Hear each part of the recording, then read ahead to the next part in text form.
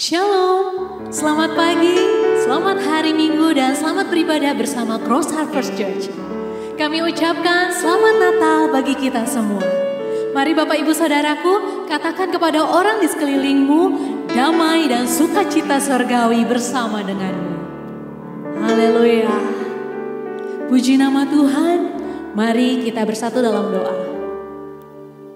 Kami berterima kasih Bapa untuk penyertaan-Mu yang sempurna yang boleh kami terima. Terima kasih untuk pribadi-Mu yang menyelamatkan hidup kami.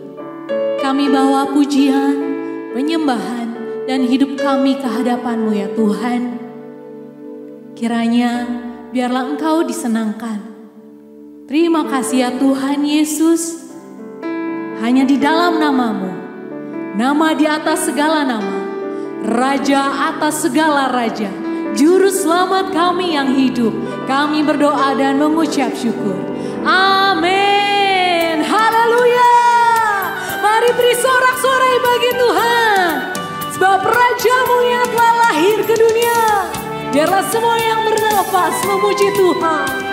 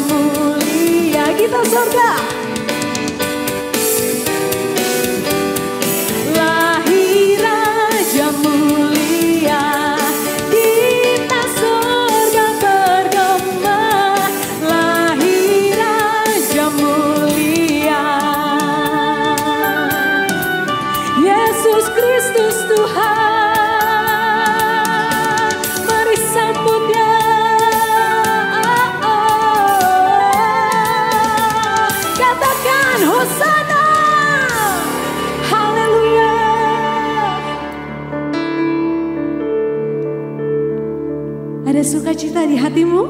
Haleluya, amin. Mari Bapak Ibu Saudaraku, kita siapkan hati kita untuk menyambut firman Tuhan.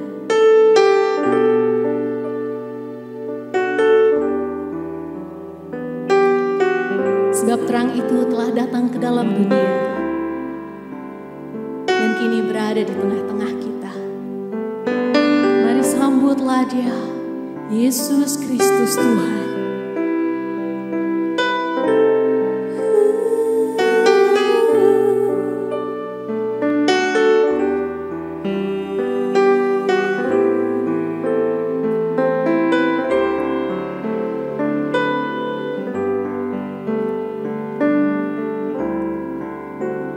Sekarang seorang anak telah lahir untuk kita, seorang putera diberikan,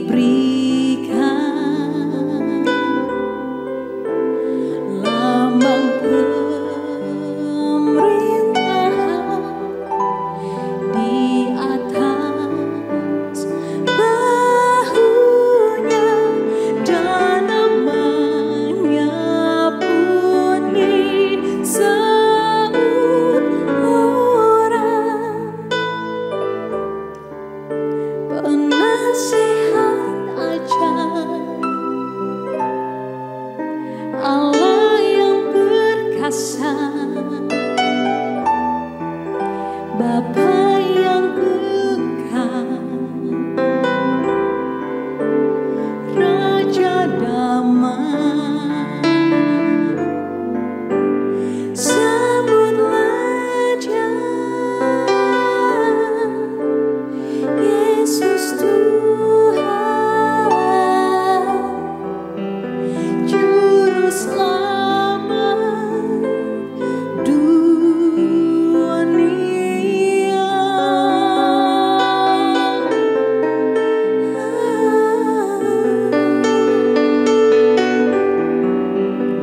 Sebab seorang anak telah lahir bagi kita.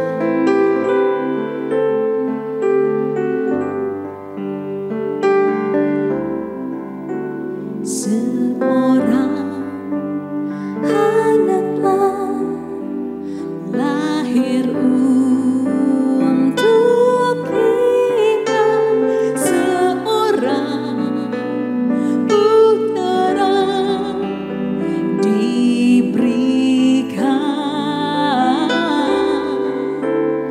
lambang pemerintahan di atas bahunya, dan namanya pun disebut orang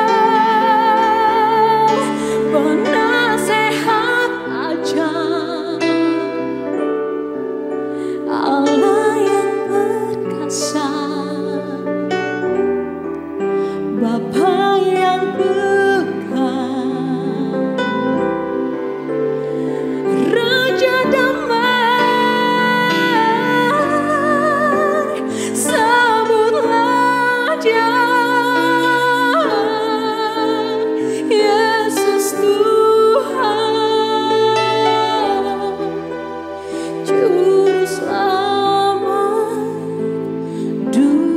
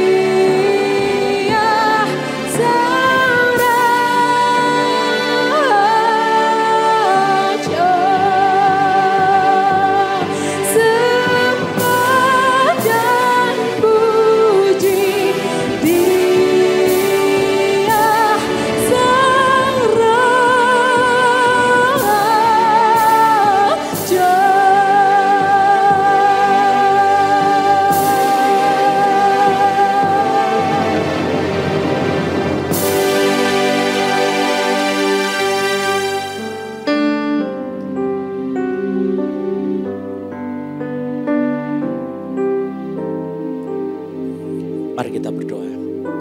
Bapa, di dalam nama Yesus kami bersyukur karena kami boleh masuk ke dalam bulan yang indah, hari yang indah, yaitu hari Natal.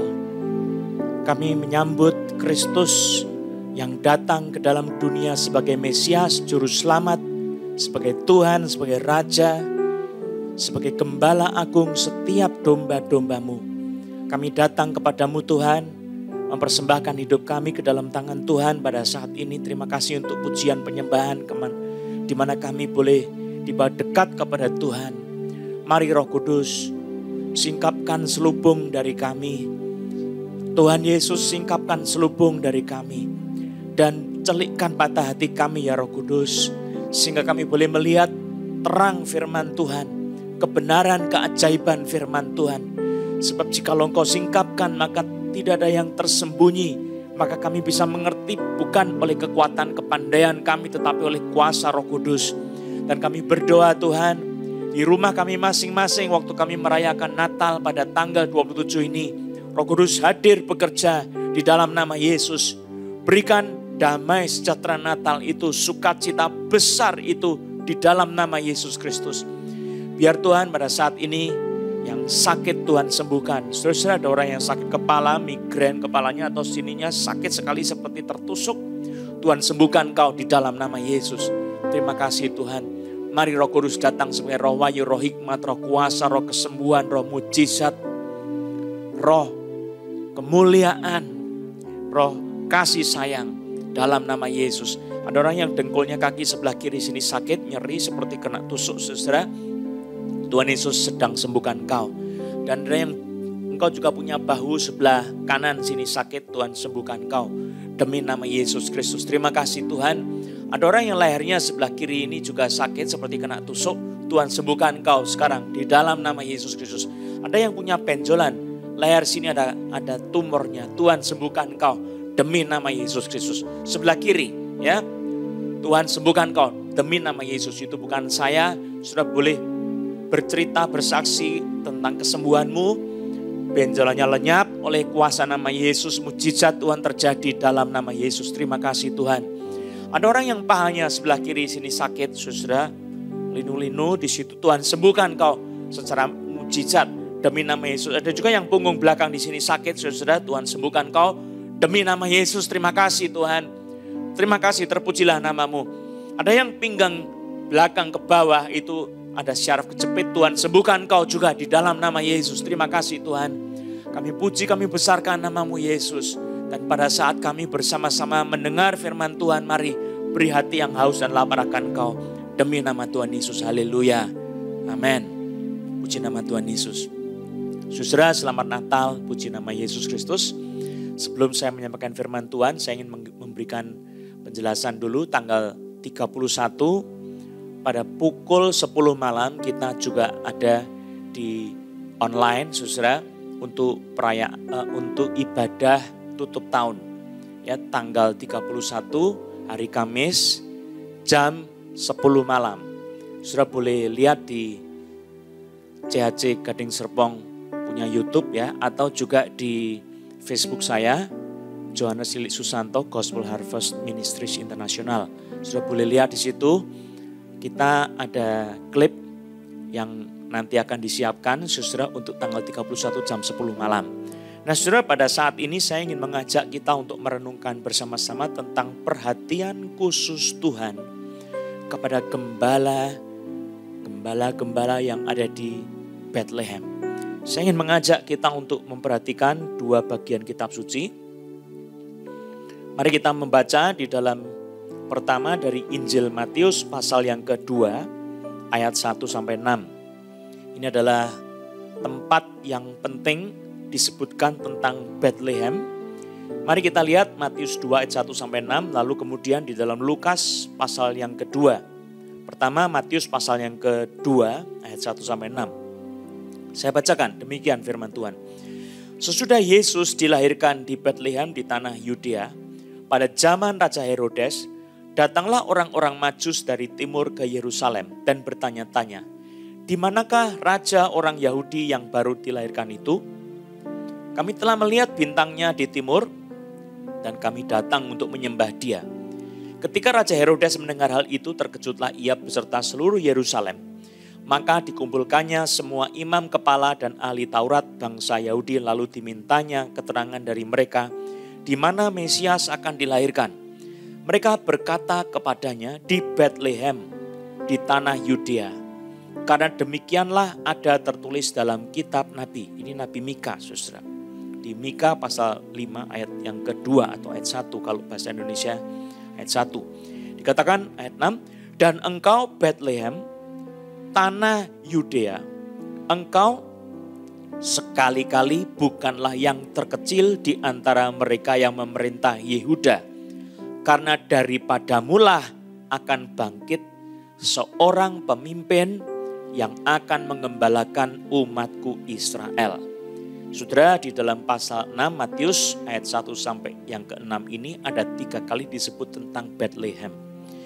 Dan Bethlehem itu di dalam Alkitab sejak dari perjanjian lama, dari kitab nabi-nabi, sudah dikenal sebagai daerah yang super miskin, saudara. Kalau saudara pada abad yang ke-20 pergi ke Bethlehem, di situ kemiskinannya masih menyolok mata. Saya pada waktu itu pergi ke Israel, saudara, bersama dengan keluarga, dan saya melihat Bethlehem itu seperti daerah kumuh di wilayah Israel.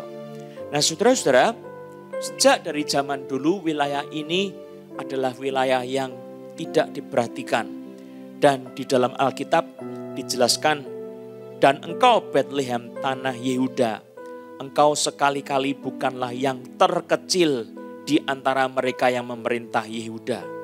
Karena daripadamulah akan bangkit seorang pemimpin yang akan mengembalakan umatku Israel.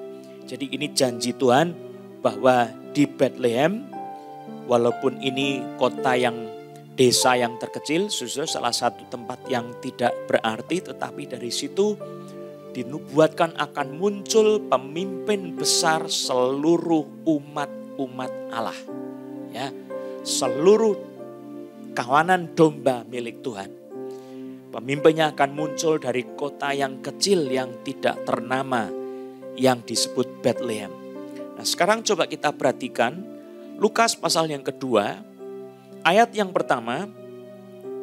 Saya akan membaca di dalam firman Tuhan ayat pertama sampai dengan ayat yang ke-20.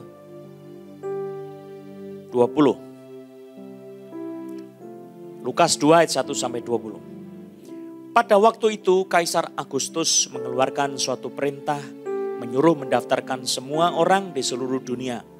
Inilah pendaftaran yang pertama kali diadakan sewaktu Kirenius menjadi wali negeri di Syria. Maka pergilah semua orang mendaftarkan diri, masing-masing di kotanya sendiri. Demikian juga Yusuf pergi dari kota Nazaret di Galilea ke Yudea, ke kota Daud yang bernama Bethlehem. Karena ia berasal dari keluarga dan keturunan Daud, supaya didaftarkan bersama-sama dengan Maria, tunangannya, yang sedang mengandung. Ketika mereka di situ, ini di Bethlehem, tibalah waktunya bagi Maria untuk bersalin.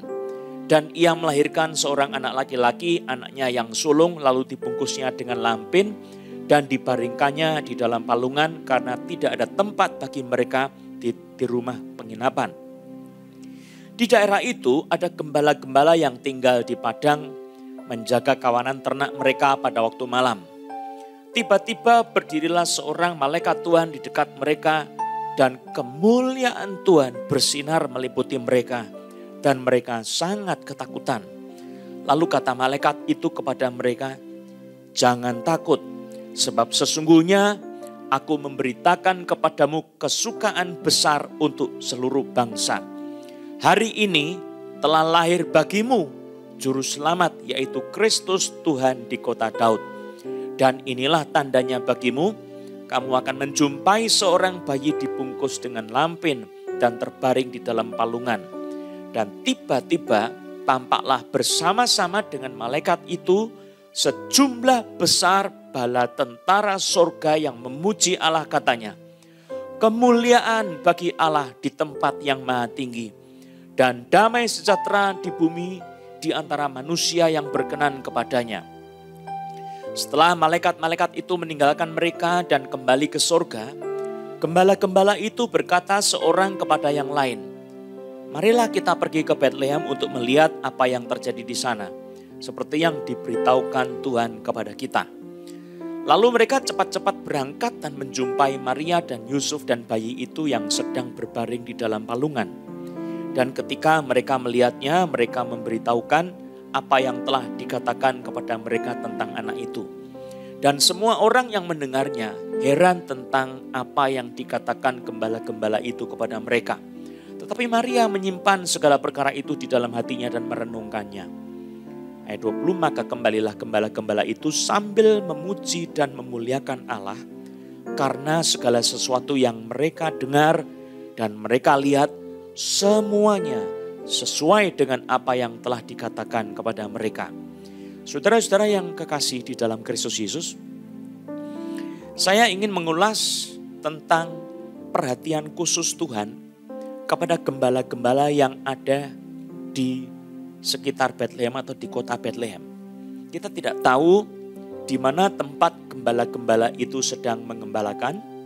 Secara pasti tempatnya tidak ada yang tahu, saudara, tetapi menurut tradisi Yahudi, saudara, ini adalah bukan gembala-gembala biasa, tetapi adalah gembala-gembala yang banyak tersebar di wilayah Betlehem dan juga di wilayah sekitar Betlehem, di mana mereka itu mengembalakan domba-domba yang dipunyai oleh para imam-imam yang menjual domba-dombanya nanti untuk menjadi korban sembelihan di bait suci. Nah, saudara, kenapa kok mereka itu menempatkan gembala-gembala di situ? Sebab mereka itu ada di wilayah miskin, saudara. Dan imam-imam mereka tidak mempunyai tanah. Maka kalau mereka berbisnis pada zaman Yesus, mereka itu berbisnis untuk memelihara domba. Dombanya itu nanti akan dikumpulkan, diperiksa, lalu dinyatakan kosyar atau tidak kosyar untuk menjadi korban sembelihan di bait suci. Nah, pada bulan-bulan tertentu setahun 3 kali bangsa Israel itu akan semuanya berduyun-duyun menuju ke Yerusalem untuk mempersembahkan korban. Nah, disitulah domba-domba itu dijual, saudara. Maka karena imam-imam itu biasanya juga kehidupannya moderate atau mungkin miskin, saudara, maka mereka mempekerjakan pekerja-pekerja miskin, saudara. Dan pekerja-pekerja miskin itu ada di daerah-daerah yang betul-betul desperate miskin, betul-betul melarat. Yang orang-orang Malang di situ bukan orang kota Malang, tetapi memang betul-betul celaka secara ekonomi mereka. Dan mereka itu berada di sekitar wilayah Betlehem dan sekelilingnya. Jadi itu wilayah penggembalaan yang sudah biasa. Nanti itu kan di daerah utaranya Yerusalem, ya. Pada bulan-bulan sebelum perayaan besar daripada hari raya ibadah orang Yahudi, mereka itu akan beramai-ramai dari Yerusalem dari Betlehem menuju Yerusalem untuk menjual domba-domba sesuai dengan aturan-aturan yang sudah ditetapkan oleh para ahli-ahli agama, ahli-ahli Taurat atau Sanhedrin, ya, mahkamah agama pada saat itu.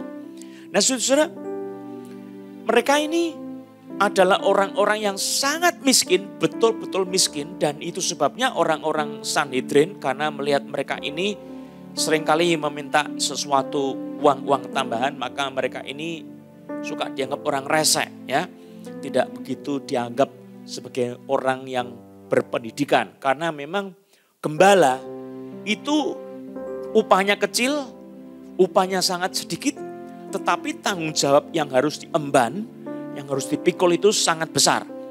Dan kalau sampai domba-domba itu mati, saudara, seringkali mereka dihukum atau mungkin mereka disuruh membayar penalti atau mungkin disuruh mengganti dengan kerja yang lebih banyak lagi, saudara. Nah, domba-domba dari kawanan gembalaan ini, saudara, itu ada di padang belantara. Nah, banyak ahli-ahli penafsir kitab suci yang menjelaskan pada waktu malaikat datang ke situ, saudara, itu adalah pada masa musim dingin, saudara. Saya tidak tahu entah di bulan apa, tetapi kalau saudara melihat di dalam kitab suci, ini ada pada satu periode musim dingin, saudara. Sehingga bisa dipahami mungkin itu dia ada di akhir tahun atau di awal tahun, saudara. Maka saya tidak menolak Yesus itu dilahirkan di bulan Desember, tetapi tanggalnya tanggal berapa saya tidak tahu, saudara.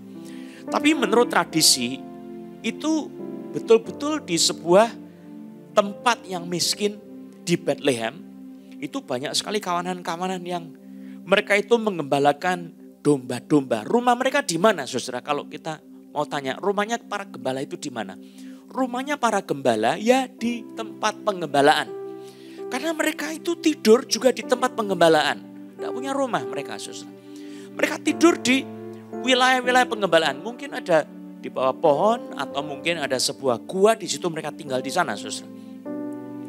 Nah, pada saat mereka beribadah bersama-sama, para imam-imam dan ahli-ahli agama, mereka mempunyai peraturan khusus untuk para gembala-gembala. Ini saya menjelaskan tentang tradisi orang Yahudi, saudara. Bahwa para gembala itu, mereka tidak mempunyai hak untuk masuk ke dalam bait suci. Dan mereka juga tidak boleh menerima pentahiran. Sebab mereka ini begitu miskin sekali dan mereka secara ekonomi bukan cuma celaka tetapi memang sangat menderita, saudara. Di kalangan para gembala-gembala, mereka terbiasa kerja keras. Malam hari mereka tidak tidur, saudara. Kenapa? Karena di dalam penggembalaan domba, domba itu adalah jenis binatang yang sangat mudah tersesat. Kenapa sangat mudah tersesat? Karena mereka jarak pandangnya itu cuma pendek saja. Dan mereka itu orientasinya sebetulnya dibantu oleh gembala-gembala, sangat bergantung kepada gembala-gembala. Jadi gembala-gembala ini harus betul-betul memperhatikan domba-dombanya. Dan malam hari pada saat gelap gulita, domba-domba tidak bisa melihat apa-apa, itu rabunnya sangat parah, saudara, kalau malam hari. Dan seringkali domba itu tersesat pada malam hari karena mereka itu merumput pada malam hari, kadang-kadang masih merumput, saudara. Mereka pergi ke sana kemari lalu hilang, saudara. Karena interest mereka kepada apa yang di dekat mereka itu cukup besar, saudara. Dan di dalam wilayah penggembalaan itu seringkali ada binatang buas yaitu serigala, lalu kemudian beruang dan singa. Nah, Daud itu adalah seorang penggembala. Dan dia sejak muda, karena dipandang oleh kakak-kakaknya yang tinggi besar, dia tidak cukup kualifikasi untuk menjadi tentara. Sedangkan kakak-kakaknya itu besar-besar badannya, maka kemudian Daud ini disuruh mengembalakan kambing domba. Jumlahnya mungkin tidak seberapa, bisa sedikit sekali, saudara. Tetapi Daud itu, dia penuh tanggung jawab, dia betul-betul tidak tidur, tidak terlelap pada malam hari. Seperti yang dikatakan dalam kitab suci, kalau ada singa atau beruang yang merampas seekor domba itu, maka Daud oleh pertolongan Tuhan, dia merampas domba itu, mengambil domba itu dari mulut binatang buas itu, dan kemudian menghajar binatang itu supaya pergi lari atau mati. Dengan tongkat gembala, maka kemudian juga dengan pengumban, maka dipakai semua alat-alat untuk menyerang semua binatang-binatang buas, serigala, domba, dan juga beruang. Nah, domba-domba yang dipelihara ini harus terpelihara dengan baik. Sebelum diserang, mereka harus dijaga dulu, dihalau binatang-binatang itu. Sehingga mereka yang menggembalakan itu jumlahnya cukup banyak, saudara. Mereka pada malam hari mereka berjaga-jaga di situ. Domba-domba dijaga, dipelihara supaya jangan ada seekor pun yang diserang oleh binatang buas.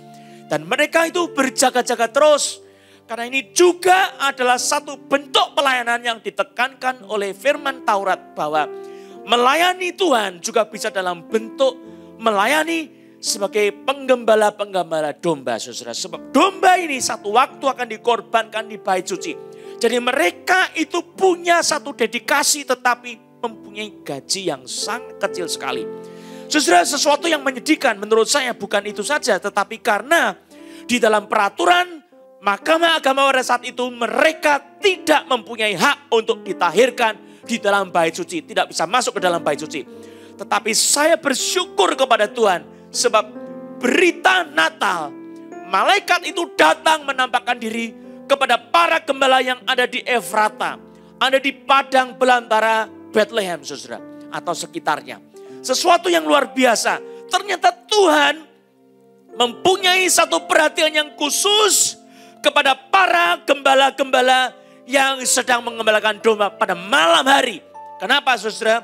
Sebab mereka ini hidupnya memang betul-betul untuk Tuhan. Saudara, kalau orang digaji besar lalu dia bekerja untuk Tuhan, itu sesuatu yang luar biasa. Tetapi saya mau katakan yang lebih luar biasa adalah orang yang punya penghasilan sedikit. Bekerja sungguh-sungguh untuk Tuhan, mungkin tidak dipandang oleh manusia, tidak dipahami oleh teman-temannya, tidak dipahami oleh gereja Tuhan. Orang itu sangat berarti sekali di hadapan Tuhan. Nah, saudara, orang yang besar bukan orang yang kelihatan mentereng, terkenal di mana-mana. Tetapi orang yang terkenal dan besar di hadapan Tuhan adalah orang yang mungkin diam-diam. Dia bekerja dengan sungguh-sungguh sangat berdedikasi. Mereka berjaga-jaga pada malam hari, semua orang tertidur. Tetapi semua itu dilakukan untuk Tuhan, bukan untuk manusia. Dan ini gembala-gembala ini adalah orang-orang yang tepat. Maka dari itu satu malaikat menampakkan diri dengan cahaya kemuliaan yang sangat terang benderang. Dan di situ berbicara kepada gembala-gembalanya. Dikatakan di dalam Alkitab, tiba-tiba ayat 9. Lukas pasal yang kedua. Tiba-tiba berdirilah seorang malaikat Tuhan di dekat mereka dan kemuliaan Tuhan bersinar meliputi mereka. Dan mereka sangat ketakutan. Kata malaikat itu kepada mereka, jangan takut sebab sesungguhnya aku memberitakan kepadamu kesukaan besar untuk seluruh bangsa. Hari ini telah lahir bagimu juru selamat yaitu Kristus Tuhan di kota Daud. Saudara, yang pertama saya menggarisbawahi, kenapa Tuhan memberi perhatian khusus kepada para gembala di sini? Karena mereka ini adalah orang-orang yang bersungguh-sungguh hati, hidupnya melakukan pekerjaan Tuhan yang baik. Saudara, mengembalakan domba-domba yang akan dikorbankan, itu sebuah kehormatan secara spiritual, saudara. Tetapi dinilai rendah sekali oleh orang-orang ahli agama. Ahli-ahli Taurat, imam-imam memandang rendah mereka. Tapi mereka melakukan itu dengan luar biasa. Maka Tuhan memperhatikan pengorbanan mereka. Yang kedua, saudara, saya perhatikan kenapa? Sebab di dalam masyarakat ini adalah kelompok yang terbuang, saudara. Di dalam masyarakat tidak ada orang yang berpikir gembala itu adalah pekerjaan yang wow. Tidak ada, saudara. Miskin, gajinya kecil, tuntutannya besar, saudara. Berkelahi lawan singa. Saya mau tanya, kalau saudara punya seekor domba atau 10 domba direbut sama singa, saudara berani tidak lawan singanya? Atau silakan ambil saja, saya lari, saudara. Saya kira banyak orang lebih suka lari daripada dia melawan singa itu. Kalau ada beruang, saudara, mengambil domba seekor. Masih kanak-kanak, dombanya itu memang sakit-sakitan, dimakan. Saya mau tanya, apakah saudara menyelamatkan domba itu atau saudara lari kemudian menyelamatkan diri sendiri? Saya yakin banyak orang Kristen saat ini, dia akan lari meninggalkan domba yang sakit-sakitan itu, menyelamatkan dirinya sendiri.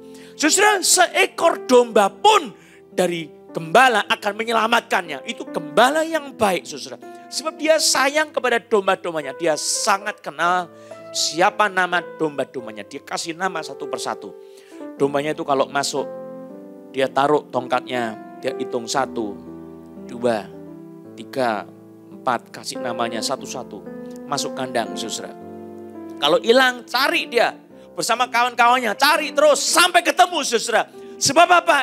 Dia adalah seorang gembala yang baik, saudara. Seorang upahan lari kalau ada singa. Tidak usah singa, serigala aja lari, saudara. Apalagi beruang, saudara, binatang tidak takut mati, saudara. Binatang yang kekuatannya lebih besar daripada sapi, ya.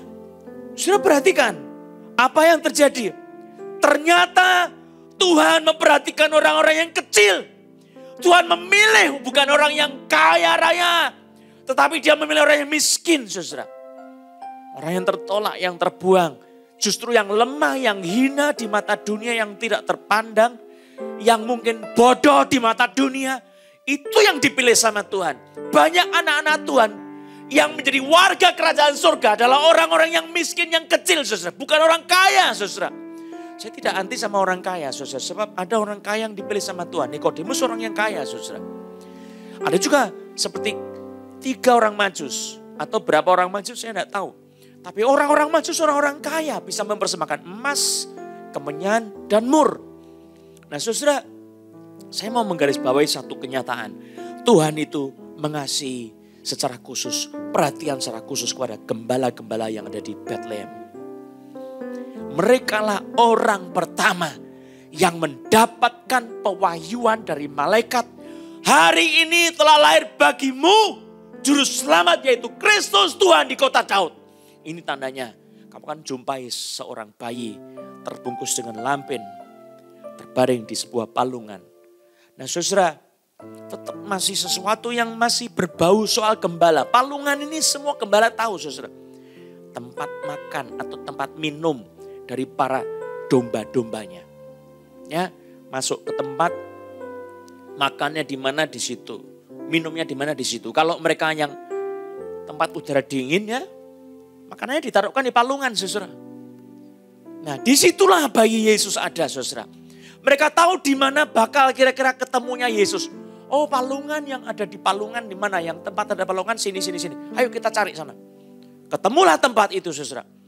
Malaikat Tuhan itu menampakkan diri kepada para gembala.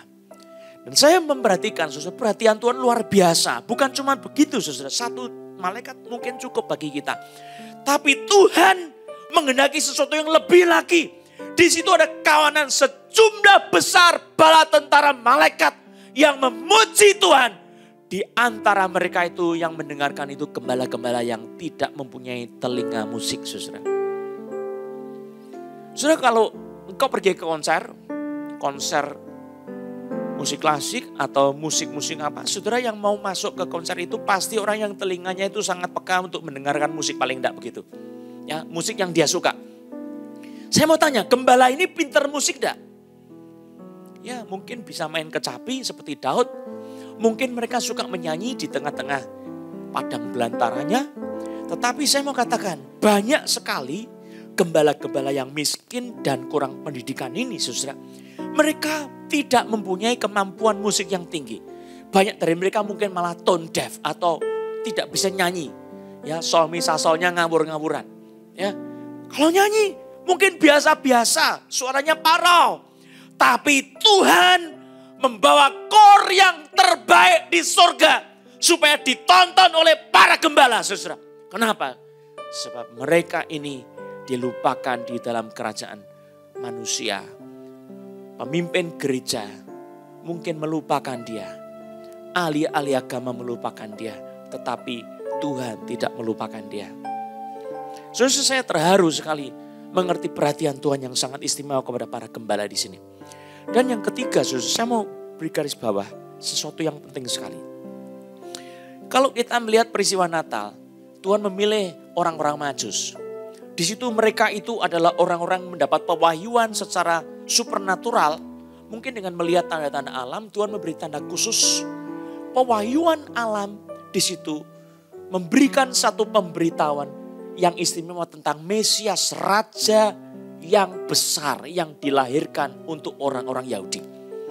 Lalu kemudian mereka membawa persembahan mereka sebagai seorang yang mau menyembah.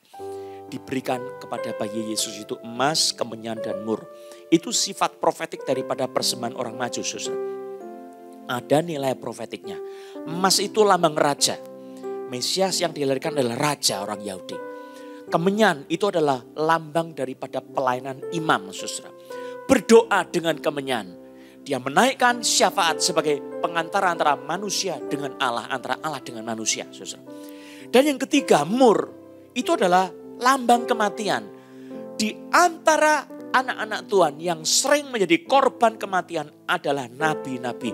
Jadi kalau saudara mengerti, tugas daripada orang Majus itu membawa emas, kemenyan, dan mur. Itu sesuatu yang bersifat profetik. Yesus adalah Mesias, Raja, Imam, dan sekaligus Nabi. Maka kalau saya mau mengatakan gembala-gembala, ini juga ada sifat profetik, saudara. Bahwa yang datang ke dalam dunia itu, dia dilahirkan di palungan. Itu juga profetik, saudara. Dia adalah seorang gembala bagi seluruh anak-anak Tuhan. Yesus adalah gembala agung bagi kita semua, domba-dombanya. Maka ini satu kabar yang sangat baik sekali, saudara. Saya mau menunjukkan kepada saudara-saudara ada sesuatu yang Tuhan sangat tekankan tentang Yesus sebagai gembala, saudara. Di dalam Yeskiel pasal 20 ayat yang ke-37 dan ke-38 saya bacakan. Aku akan membiarkan kamu lewat dari bawah tongkat gembalaku, kunya huruf besar, dan memasukkan kamu ke kandang dengan menghitung kamu. Aku akan memisahkan dari tengah-tengahmu orang-orang yang memberontak dan mendurhaka terhadap aku.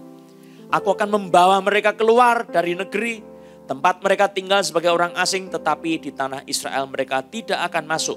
Dan kamu akan mengetahui bahwa akulah Tuhan. Saudara, Tuhan itu sendiri adalah sang gembala.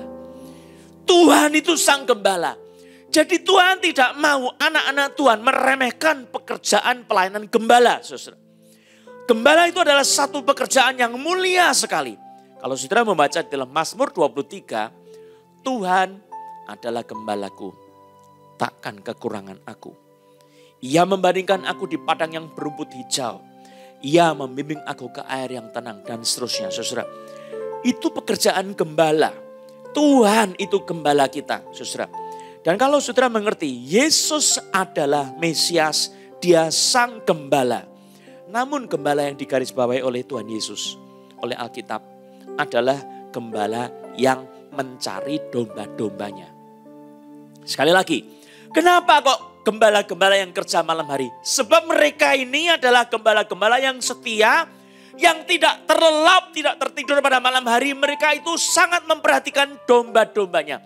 Maka Tuhan, dia adalah gembala agung yang juga memperhatikan kita. Tidak tertidur, tidak terlelap, penjaga kita. Anak-anak Tuhan, tidak terlelap, tidak tertidur, penjaga Israel. Tuhan itu penjagamu, penjaga saya, penjaga kita semua. Amin. Nah saudara-saudara, Yesus itu gembala yang pergi mencari domba-domba yang hilang. Saya mau ajak kita melihat perumpamaan Yesus Kristus di dalam Lukas pasal 15 ayat 4-7. Saudara bisa lihat di situ, siapakah di antara kamu yang mempunyai 100 ekor domba dan jikalau ia kehilangan seekor di antaranya, tidak meninggalkan yang 99 ekor di padang gurun dan pergi mencari yang sesat itu sampai ia menemukannya. Dan kalau ia telah menemukannya, ia meletakkannya di atas bahunya dengan gembira. Perhatikan, ini cara Yesus. Dan setibanya di rumah, ia memanggil sahabat-sahabat dan tetangga-tetangganya. Serta berkata kepada mereka, bersukacitalah bersama-sama dengan aku, sebab dombaku yang hilang itu telah kutemukan. Aku berkata kepadamu, demikian juga akan ada sukacita di sorga. Karena satu orang berdosa yang bertobat. Lebih daripada sukacita karena 99 orang benar yang tidak memerlukan pertobatan. Saudara, Tuhan Yesus itu lebih suka meninggalkan 99 domba-domba yang tidak tersesat di kandang. Ya. Lalu dia pergi mencari domba yang sesat itu. Walaupun satu yang sesat itu ada di pintu gerbang neraka. Dia akan pergi cari domba yang sesat itu. Nah saudara, pada hari-hari ini mari kita kembali kepada kitab suci. Di hari Natal ini mari kita perhatikan orang-orang yang susah. Orang-orang yang selama ini tidak diperhatikan oleh gereja Tuhan. Orang-orang yang selama ini hidup dalam penderitaan. Mari kita berkati mereka. Sebab berita Natal itu Tuhan khususkan untuk para gembala, saudara. Dan kalau ada yang terhilang, sudah terhilang di pintu gerbang maut, mari kita ajak mereka kembali kepada Tuhan Yesus. Ini berita yang penting sekali. Yesus itu kalau dia menemukan satu ekor domba yang sesat, dia akan bawa domba yang sesat itu digendong. Wow, enak sekali digendong sama Yesus. Saudara kepingin tidak digendong sama Yesus? Ya, saudara, saya rasa semua kesusahan saya, semua kepahitan hidup saya, semua penderitaan hidup saya, sehebat apapun akan lenyap kalau saya ada di dalam tangan Tuhan dan digendong oleh Yesus. Saudara, kalau engkau mau menikmati gendongan Tuhan, buka hatimu. Sebab Tuhan di hari Natal ini sedang mencari engkau. Pulanglah ke dalam rumah Tuhan. Carilah Tuhan. Berserulah kepada Yesus. Yesus, aku dombamu yang hilang. Temuilah saya. Engkau tidak membuang saya. Saudara, Yesus itu mencari domba yang hilang. Saya beritahukan pada saudara kata firman Tuhan. Anak manusia datang untuk mencari dan menyelamatkan yang hilang. Saudara, yang hilang tersesat, Yesus itu gembala yang baik. Dia mencari saudara. Dan sebelum saya tutup khotbah saya, saudara, Yesus itu adalah gembala yang berkorban bagi domba-dombanya. Dia memberikan nyawanya untuk domba-dombanya. Dikatakan pencuri datang untuk mencuri, membunuh dan membinasakan. Tetapi aku datang supaya mereka mempunyai hidup dan mempunyai dalam segala kelimpahan. Dan dia berkata, akulah gembala yang baik. Gembala yang baik memberikan nyawanya untuk domba-dombanya. Sedangkan orang upahan, dia akan lari melihat pencuri-pencuri itu semua. Ada perampok, dia malah lari. Tapi akulah gembala yang baik. Yesus berkata, gembala yang baik memberikan nyawanya bagi domba-dombanya. Sudah lihat, Yesus itu menjadi manusia. Dia dilahirkan sebagai manusia. Untuk apa? Supaya dia bisa mati buat saudara dan saya. 2000 lebih tahun yang lalu, Yesus telah menjadi manusia. Dia berinkarnasi. Allah menjadi manusia. Firman menjadi daging. Diam di antara manusia. Dan dia mempunyai perhatian khusus kepada yang terhilang. Kepada gembala-gembala yang melayani Tuhan. Dia panggil gembala-gembala. Ayo coba cari domba-dombaku yang hilang. Sekarang Natal, cari domba-dombaku yang hilang. Dan saudara, Yesus itu mati di atas kayu salib. Dia berkorban. Dia mati sebagai gembala agung demi domba-dombanya. Supaya apa? Supaya domba-dombanya yang harusnya dibuang di neraka diselamatkan. Dia menggantikan saudara dan saya. Dia memilih membayarkan nyawanya untuk menyelamatkan kita. Betapa cintanya yang besar kepada kita. Saudara-saudara, mari kita kembali kepada Tuhan dengan penyesalan. Dengan mengaku dosa kepada Tuhan. Jangan ada seorang pun anak Tuhan yang berpikir, saya anak Tuhan, saya boleh berbuat dosa dengan sesuka saya, nanti Tuhan pasti mengampuni. Tidak, saudara. Itu pikiran sesat, bukan dari Tuhan. Karena Tuhan menghendaki setiap domba-dombanya yang mau datang kepada Tuhan, dia harus dibuka selubung yang menutupi kepalanya, yang menutupi mukanya. Lalu Roh Kudus menjamah mata hatinya sehingga dia bisa celik dan melihat. Dia bisa mengerti, saya orang berdosa, Tuhan itu besar dan kudus. Dan dia datang kepada Tuhan dengan pertobatan yang sejati, dengan hati yang hancur. Dia berduka cita karena dosa-dosanya. Dan Tuhan memberikan kepadanya hidup yang kekal. Kerajaan surga diberikan. Dan penghiburan Roh Kudus yang berlimpah-limpah akan disediakan bagi saudara. Saudara, itu sebabnya kalau saudara mau mengalami pertolongan dari Yesus Kristus, saudara harus menyucikan diri dengan cara apa, saudara? Mengakui Yesus sebagai korban yang menggantikan kita. Engkau menyucikan diri bukan dengan berbuat baik, tetapi engkau menyucikan diri dengan mengaku dosa di hadapan Tuhan. Dan menyerahkan hidupmu kepada Tuhan dengan pertobatan dan iman. Maka engkau akan beroleh pengampunan dosa. Itu janji Tuhan. Dan saya ingin mengajak hari Natal ini. Mari, bawalah jiwa kepada Tuhan Yesus. Engkau punya teman, mungkin tersesat hidupnya. Mungkin ada di dalam ambang kematian. Bawalah kabar baik itu. Saudara, engkau yang kecil, seperti gembala-gembala, saya juga orang kecil sama-sama. Mari kita datang menyembah Tuhan kita. Dia datang sebagai manusia. Dia datang di dalam diri Yesus Kristus.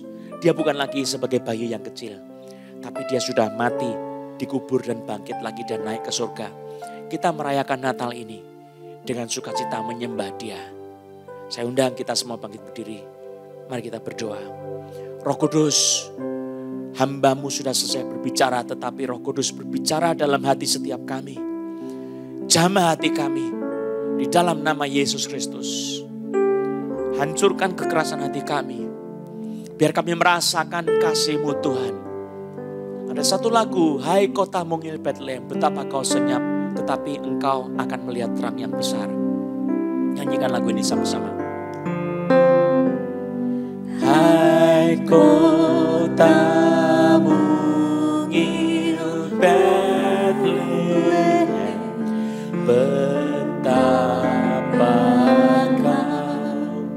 senyap, bintang di langit cemerlang melihat kau lelah. Namun di lorong gelapmu bersinar terang bakar.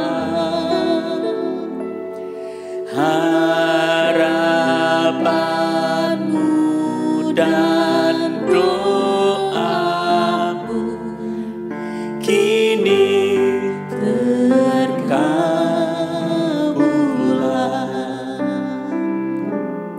sebab bagimu lahir Mesias Tuhanmu. Malaikatlah penjaganya di malam yang teduh. Hai bintang-bintang fajar, beritakan kabar baik. Sejahtera di dunia, segala pujian. Ayat ketiga. Ya Yesus anak Betlehem, kunjungi kami pun, sucikanlah, masukilah yang mau menyambutmu. Telah kami dengarkan berita mulia, Kau beserta manusia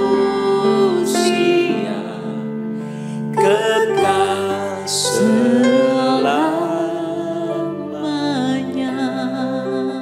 Puji nama Yesus. Bapa di surga, ada banyak anak Tuhan yang dalam lorong yang gelap. Kepada mereka Engkau datang. Orang yang ditetapkan oleh manusia akan binasa, akan mati, dan tidak ada yang menolong. Engkau memperhatikan mereka dengan perhatian khusus. Hari ini Tuhan adalah kabar baik buat setiap kami. Orang-orang yang akan binasa diberikan pengharapan hidup yang kekal di dalam Yesus Kristus. Kami berdoa Roh Kudus, biar Natal ini menjadi satu hal yang indah. Kami kembali kepada Tuhan. Saudara, engkau yang mau kembali kepada Tuhan, buka hatimu kepada Tuhan Yesus. Katakan, Tuhan Yesus, ini saya ada di hadapanmu. Engkau mencari domba yang terhilang, yang sesat, yang nakal, yang sembrono.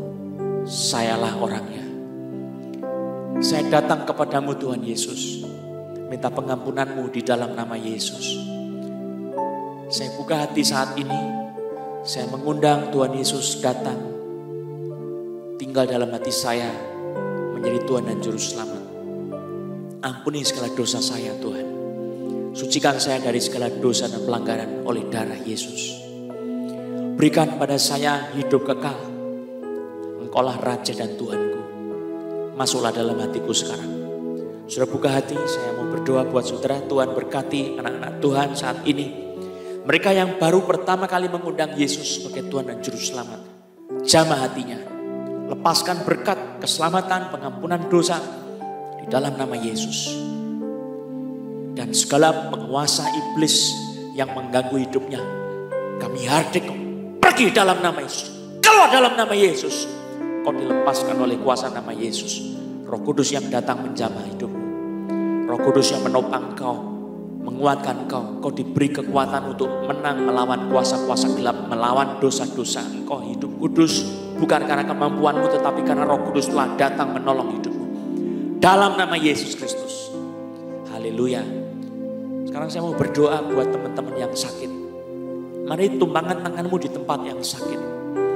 Hari ini adalah hari perkenanan Tuhan yang khusus. Datanglah kepada Tuhan Yesus. Ini hari perkenanan yang khusus. Mari arahkan hatimu kepada Tuhan Yesus. Tujukan hatimu kepada Tuhan Yesus. Buka hatimu. Tumpangkan tanganmu di tempat yang sakit. Di dalam nama Yesus, saya ikat roh jahat yang membuat sakit penyakit itu. Sudah lama engkau mengganggu. Pergi sekarang. Keluar dalam nama Yesus. Keluar ya engkau dalam nama Yesus. Engkau dilepaskan oleh nama Yesus Kristus. Di dalam nama Yesus. Roh Kudus turun membawa darah Yesus yang menyucikan engkau. Membersihkan, membasuh engkau. Mengampuni dosa-dosamu. Dan bilur-bilur Yesus juga dibawa oleh Roh Kudus. Menyembuhkan engkau saat ini. Kau terima kesembuhan itu dengan sukacita. Jadilah sembuh oleh karena nama Yesus. Sekarang dengan iman, gerakkan tubuhmu yang sakit itu. Coba dipencet bagian yang sakit tadi. Dan bersyukur kepada Tuhan. Terima kasih kepada Tuhan. Pegang, engkau sudah menerima mujizatnya. Haleluya. Terima kasih Tuhan untuk kesembuhan yang kau berikan buat anak-anakmu pada saat ini. Terpuji nama Yesus. Haleluya. Amin. Mari kita berdiri sekali lagi bersama-sama. Kita akhiri ibadah kita nyanyikan. Bagaikan langit yang membentang.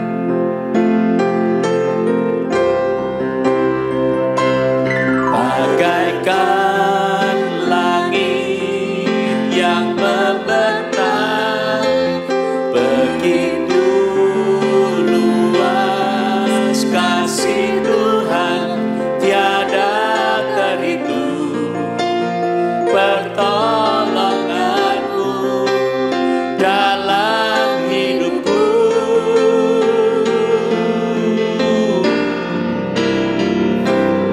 Bagaikan dalamnya samudra, begitu dalam kasih Tuhan, tiada terhitung kesetiaanmu, tiada terhitung, tiada terhitung kesetiaanmu, tiada terhitung kesetiaanmu.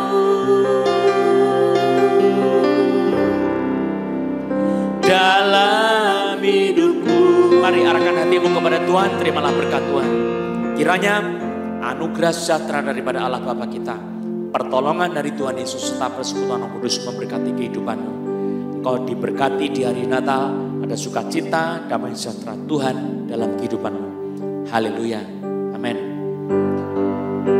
For you are great. For you are great. You do miracles so great. There is no one else like you.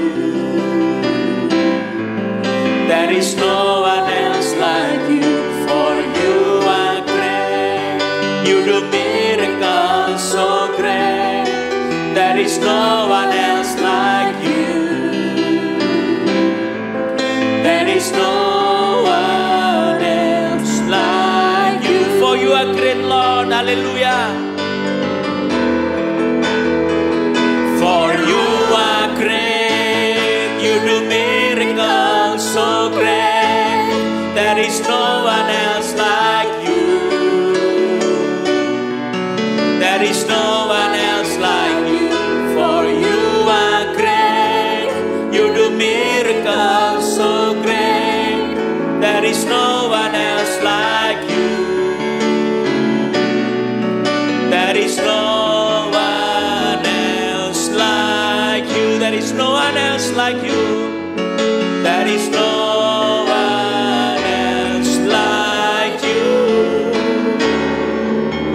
There is no one else like you.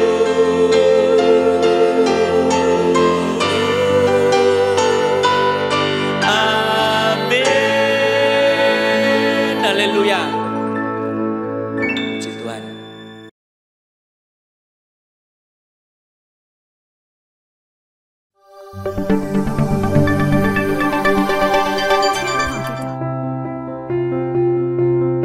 Shalom Jemaat Tuhan, berikut informasi terupdate dari Cross Harvest Church. Mujizat Yesus untukmu, pelayanan doa dan kesembuhan ilahi secara online yang diadakan setiap Selasa pukul 7-8:30 malam. Melalui siaran langsung YouTube CHC Garing Serpong dan Facebook Johannes Louis Susanto Gospel Harvest Ministries International. Jika saudara ingin didoakan, silahkan menghubungi hotline berikut saat siaran berlangsung.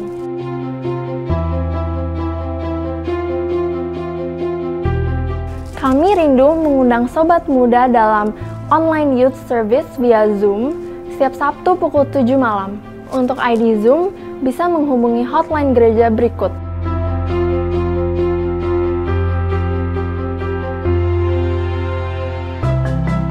Ibadah hari Minggu, Sunday Celebration, diadakan setiap pukul 9:30 pagi. Mari kita siapkan hati untuk mengikuti ibadahnya setiap minggu.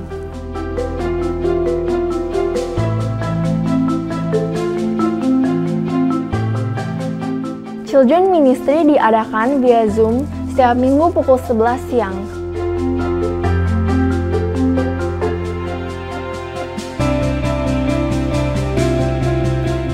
Bagi saudara yang ingin memberikan persembahan mingguan, ucapan syukur, persepuluhan, ataupun untuk pelayanan misi dan lain-lainnya, bisa transfer ke rekening gereja berikut ini.